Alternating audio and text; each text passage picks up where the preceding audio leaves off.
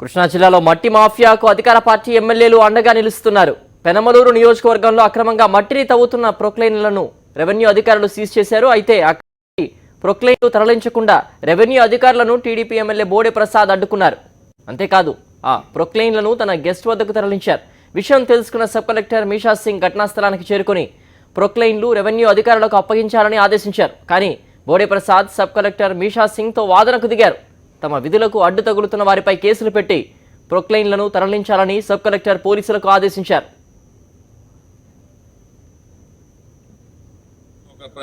ఒక రిప్రజెంటేటివ్గా నేను అతనికి ఏం ఆన్సర్ చేయను. చేతగాని ఎమ్మెల్యేవి నువ్వు నా మీద కేసు కడతా ఉంటే మీరు అధికారులు వచ్చినప్పుడు నన్ను అప్పచెప్తే మీ చెప్పండి సింపుల్ చెప్పండి.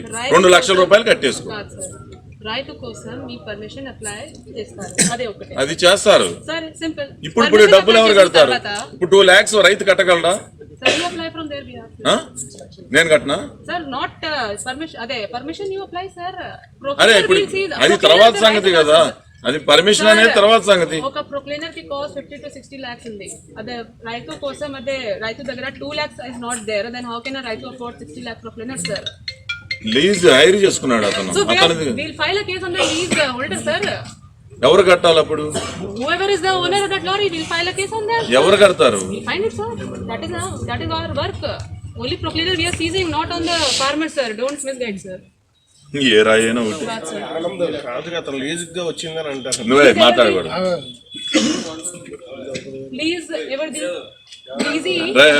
రైతుది. లీజ్ హోల్డర్ కాదు, రైతు లీజ్ ఓనర్. రైతు have taken that Proclain. Okay, they have taken it on. ఎవరు రెస్పాన్సిబిలిటీ ఉంటుంది? They have taken proclaimer on the lease, but we are not putting anything. The proclaimer, the owner of the proclaimer will ask the money from that person. Simple. Poclain operator కట్టుకుంటాడా? Operator కాదు, owner sir. అదే owner ఎందుకు కట్టుకుంటాడు? Because the proclaimer was used for రైతు కట్టుకోండి. కాదు sir, రైతుస్ are not for the owner. రైతుస్ are not the owner of the proclaimer. మరింత సమాచారం మా ప్రతినిధి రాజరమేష్ అందిస్తారు. రాజరమేష్, తమ విధులకు అడ్డు తగులుతున్న వారిపై కేసులు పెట్టి ప్రొక్లైన్లను తరలించారంటూ కూడా సబ్ కలెక్టర్ ఆదేశాలు జారీ చేసినట్టు తెలుస్తోంది. అలాగే బోడే ప్రసాద్ కూడా వారిని వెనకేసుకున్నట్టు తెలుస్తోంది అవినీతి పరులని. దీనికి సంబంధించి పూర్తి డీటెయిల్స్ ఏంటి? సిద్ధు, కృష్ణా జిల్లా పెనమలూరు నియోజకవర్గంలో పుల్లేరులో పెద్ద ఎత్తున మట్టి మాఫియాకి పూర్తి స్థాయిలో స్థానికంగా ఉన్న తెలుగుదేశం పార్టీ ఎమ్మెల్యే బోడే ప్రసాద్ అండగా నిలుస్తూ ఉన్నారు. ఎటువంటి అనుమతులు లేకుండా రైతుల ముసుగులో ప్రొక్లైన్లు పెట్టి పెద్ద ఎత్తున మట్టిని అక్కడి నుంచి తరలించేందుకు చేస్తున్న ప్రయత్నాల మీద స్థానికులు రెవెన్యూ అధికారులకు ఫిర్యాదు చేశారు.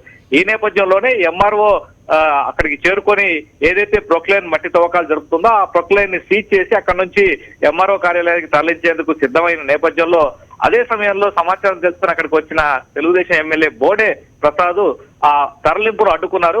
అంతేకాకుండా ఆ ప్రొక్లైన్ ని సేఫ్ గా తన మనుషులతోటి తన పోరంకిలో ఉన్న తన అతిథి గృహానికి సమీపంలో తీసుకొచ్చి దాన్ని దాచేయడం కూడా జరిగింది. వాటిని సీజ్ చేయనివ్వకుండా ఎంఆర్ఓ కార్యాలయానికి తరలినివ్వకుండా ఈ మొత్తం వివాదంతో ఒకసారిగా స్థానికంగా ఉన్న రెవెన్యూ అధికారులు సబ్ కలెక్టర్ మీషా సింగ్ కూడా సమాచారం అందజేశారు. ఈ రకంగా ఎమ్మెల్యే జోక్యం చేసుకుని బలవంతంగా ప్రొక్లైన్ ని తరలించారు, తామేం చేయలేకపోతున్నామని చెప్పడంతో స్వయంగా sub collector Meesha Singh MLA guest house కు వచ్చి ఇది చేస్తున్నది తప్పు అని ప్రశ్నిస్తున్న నేపథ్యంలో పర్మిషన్స్ అనేది తర్వాత విషయం, దాని గురించి ఇప్పుడు ఎందుకు మాట్లాడతారంటూ సాక్షాత్తు సబ్ కలెక్టర్ తోటే ఎమ్మెల్యే వాగ్వివాదానికి దిగిన పరిస్థితి ఏర్పడింది. ఒక దశలో అవసరమైతే నన్ను అరెస్ట్ చేసుకోండి, కానీ ప్రొక్లైన్ మాత్రం ఎట్టి పరిస్థితుల్లో ఇచ్చేది లేదు అని అంటూ ఆయన తెగేసి చెప్పడంతో రెవెన్యూ అధికారులు కూడా ఒకసారిగా కంగు తినాల్సిన పరిస్థితి ఏర్పడింది.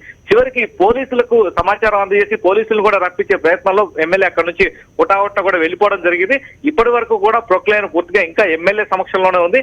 పైగా రైతులు మట్టిని తువ్వుకుంటూ ఉంటే దాన్ని రెవెన్యూ అధికారులు అడ్డుకుంటున్నారంటూ అడ్డంగా ఎమ్మెల్యే మట్టి మాఫియాకి మద్దతు ప్రకటించడం, కనీసం రైతు తవ్వుకోవాలన్నా కూడా రెవెన్యూ అధికారుల నుంచి ఒక దరఖాస్తు చేసుకుంటే అనుమతి ఇస్తాం కదా, అటువంటి అనుమతులు ఏమి లేకుండా జరుగుతున్న విషయాన్ని రైతులే చేస్తున్నారని మీరు ఎలా చెబుతున్నారని అంటూ రెవెన్యూ అధికారులు ప్రశ్నించినప్పటికీ కూడా ఎమ్మెల్యే వాళ్ళ మీద కూడా ఆగ్రహం కూడా వ్యక్తం చేశారు. అంటే మట్టి మాఫియాని రైతుల ముసుగు చూపించి రైతులే తవ్వుకుంటున్నారంటూ కప్పబుచ్చే ప్రయత్నం కూడా చేశారు. ఈ మొత్తం వ్యవహారంలో రెవెన్యూ అధికారులు అయితే ఖచ్చితంగా పోలీస్ కేసు నమోదు చేయాలంటూ ఆదేశాలు జారీ చేసినప్పటికీ స్థానిక ఎమ్మెల్యే అధికార పార్టీ నాయకుడు కావడంతో పోలీస్ అధికారులు కూడా ఇప్పటి వరకు తహసీల్దార్ ఇచ్చిన ఫిర్యాదు మీదకి ఏ ఒక్కరి మీద కూడా కేసు నమోదు చేయడానికి ముందుకు రాని పరిస్థితి. ఉదయం నుంచి కూడా ఎవరు కూడా అందుబాటులో లేవు అని పోలీస్ అధికారులు కూడా చెప్తూ ఉన్నారు. మరోవైపున ఆ ప్రొక్లైన్ ఏదైతే సీజ్ చేయడానికి సిద్ధం చేసిన ప్రొక్లైన్ ఎక్కడ ఉందో అది కూడా పూర్తిగా ఓ రహస్యమైన ప్రదేశానికి తీసుకువెళ్లి దాన్ని కూడా కనమణి కూడా చేసిన పరిస్థితి ఉంది. ఈ మొత్తం వ్యవహారం మీద రెవెన్యూ అధికారులు ప్రభుత్వానికి ఫిర్యాదు చేసేందుకు సిద్ధం కాగా తాజాగా సాక్షాత్తు బోడే ప్రసాద్ సీఎం ని కలిసి సబ్ కలెక్టర్ మీషా ప్రసాద్ రైతుల్ని వేధిస్తున్నారు, రైతులు మట్టి తవ్వుకుంటుంటే వాళ్ళ మీద కేసులు పెట్టి సీజ్ చేసి జరిమానాలు విధిస్తున్నారంటూ ముఖ్యమంత్రికి ఫిర్యాదు చేస్తున్న దాఖలా ఇప్పుడు ప్రస్తుతం జరుగుతూ ఉన్న పరిస్థితి తోటి ఒకసారిగా అందరికీ కూడా రెవెన్యూ వర్గాల్లో కూడా ఇది చర్చనీయాంశంగా మారిన పరిస్థితి కనిపిస్తోంది. సిద్ధు. ఓకే రాజు రమేష్.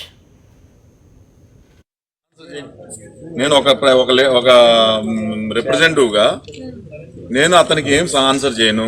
చేతగాని ఎమ్మెల్యేవి నువ్వు నా మీద కేసు కడతా ఉంటే మీరు అధికారులు వచ్చినప్పుడు నన్ను అప్పచెప్తే మీ చెప్పండి సింపుల్ చెప్పండి 2 లక్షల రూపాయలు కట్టేసుకో.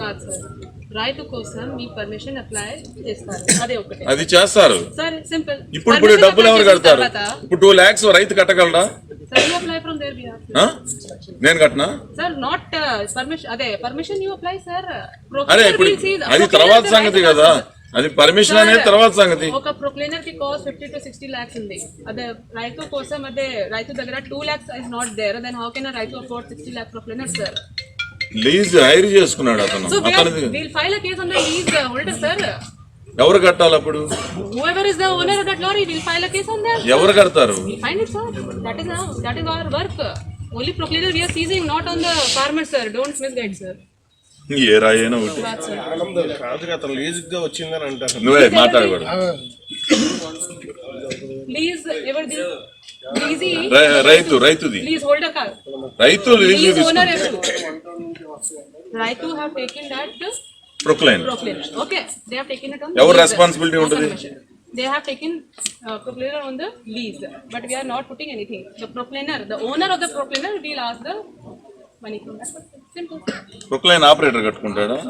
Operator కాదు, owner, sir. అదే ఓనర్ ఎందుకు కట్టుకుంటాడు? Because the proclaimer was used for రైతు కట్టుకున్నాడు. కాదు, sir. రైతుస్ are not for the owner.